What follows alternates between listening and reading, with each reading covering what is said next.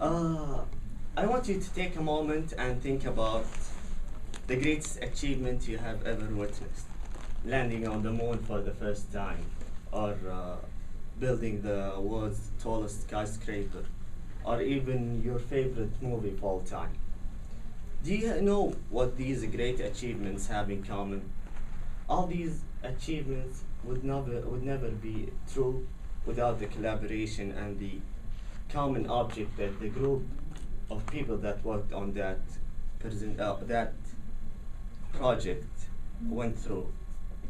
That's why today I'm going to talk about team development, because we only see the end result of the project, but we don't see what are the phases and stages that any team go through.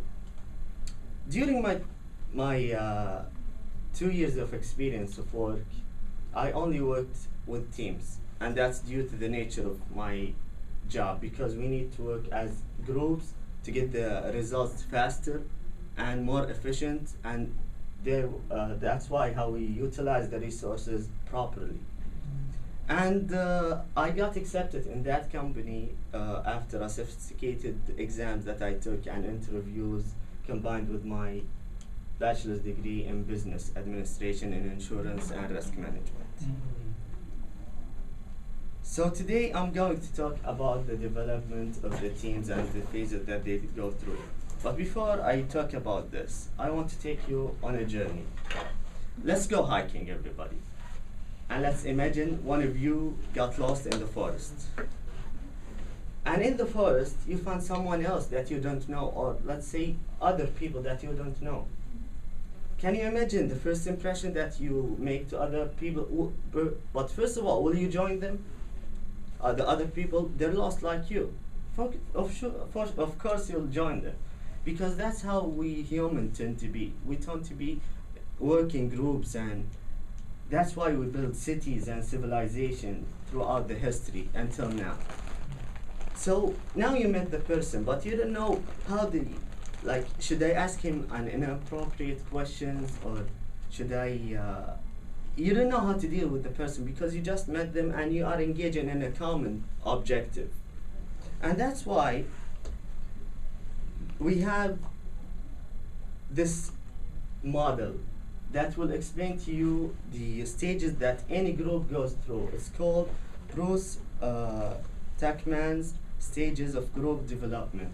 It is consist of five stages: forming, storming, norming, performing, and then adjourning. So in the forming stage, will be the first stage that you will be encountered with, which is characterized by being dependent, and you don't really have a great interaction with the other members of the group. And also, usually, the members will try to be safe and try to follow a certain pattern that they follow throughout the whole experiment, or throughout all this stage, which is the forming stage, and they will look for a leader to guide them. And that's why if you apply it to yourself, let's remember the first day you joined the class. Like the first week, you'll be sitting in the same spot, not interacting with others. It depends from from person to another, but usually you'll see even till day. I know one student who comes to the class and sits in the same spot for the rest of the semester because they're not willing to go to the next stage, and which is storming.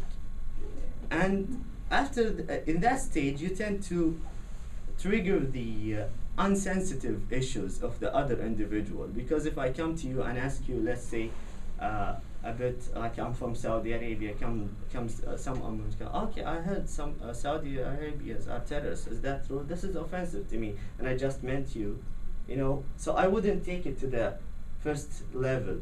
I'm not ready, and you're not ready. And moving to the other stage, which is storming. Storming usually when the people become more independent, and their conflict and the relation that they have between the group members are growing, and I start to characterize your personality and your behaviors. So in this stage, you'll know what's the safe area to you and what's the safe area to me. But there might be a conflict because the group members will struggle over the leadership, which is wrong basically, because in a team usually you share the leadership role. And that's why you'll find some tension during this period. And the key thing to use during this stage to move on to the next stage, which is listening. If you listen to others and you listen to them, you'll know what's the safe area to them, so you can move on to the next stage, which is norming. Norming basically when you get to know the other people and you start willing to change your ideas and perspectives and opinion about them. And that's when the group really, let's say, start to utilize their skills, their abilities, and their orientation when it comes to the group. In this stage, each member will be knows what he's good at, and the other will know that you are good at this perspective or this point. So we'll know how to. Each member will work to move on to the next stage, which is performing. And performing usually will be. The group members will be able to work independently, and also we are allowed to have subgroups in this stage. So you'll have a total unit. In one group, you'll have maybe 3 to 2 units, and each unit they know how to work together and how to achieve the end result of the project. And finally, we get to the final stage of the stage, which is adjuring. And this is basically when you end up having all the results and you achieve the project ending or the end of the project. And in this stage, usually the group will deliver the results of the project. So getting back, let's apply this to the example that we used earlier. So you'll meet, then you'll start to know what are the limits and the safe areas for the other person, but not in details. And then we'll come to storming, which is basically there is a bit of conflict because you don't know what are the red lines to you and to the other person. And then norming, you'll start to bend and mold your behaviors and attitudes and also the other person, so you can perform, which leads you to the other stage, which is performing, to come up with the results and finish the project, which will lead us to adjourning. That will achieve the result and the project will be over. So now we learned about the stages, but we need to know how can we know that these stages and during these stages, what is the most important thing when it comes to a group. So some people might say having a great leader, some people might say setting a priority, some people might say different things. It depends from person to another.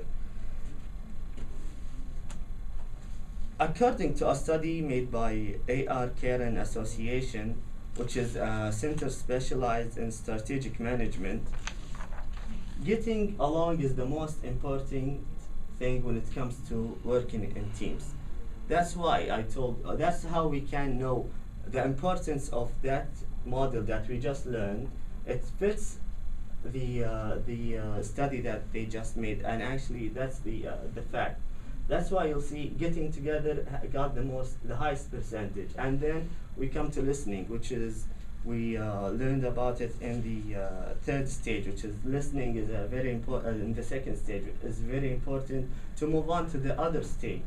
And the third one will be setting priority, and there are other things like feeling recognized and having everyone agree, because some people tend to be like this, and deciding who's in charge. So I would like to conduct my presentation with this quotation, which is a quotation by Henry Ford that says, "Coming together is beginning, keeping together is progressive, working together is success." So today I spoke about the stages that the team go through the stages that they go through. I hope you really learned something today, and I hope you apply this knowledge into your life. Thank you very much.